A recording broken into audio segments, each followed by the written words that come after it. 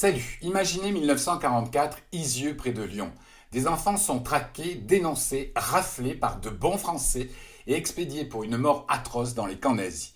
Depuis la libération, on commémore, et c'est juste, on se raconte l'histoire d'une France résistante, rarement celle d'une France collabo.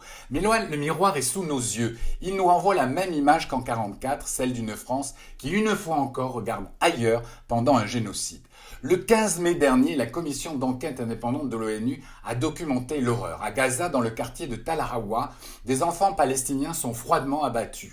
Imaginez une balle israélienne qui siffle et emporte la moitié du visage d'un petit garçon d'à peine 10 ans. À ses côtés, son copain à peine plus âgé est touché à la jambe. Il s'écroule se tordant de douleur, les soldats israéliens s'approchent et sans humanité aucune lui tirent plusieurs balles dans la tête et abandonnent son petit corps sans vie.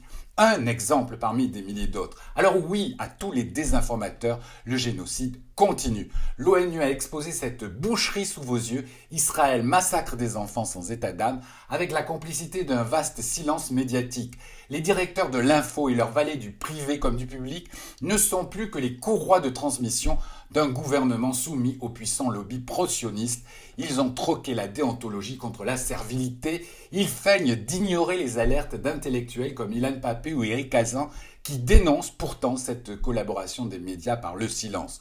Comment pouvez-vous dormir avec ces cadavres d'enfants palestiniens en tête? En fait, vous préférez les invisibiliser au lieu de dénoncer leurs bourreaux sionistes.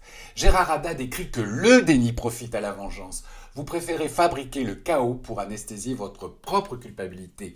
D'un côté, l'histoire vous méprisera car vous saviez. De l'autre, c'est certain, la justice ne vous loupera pas.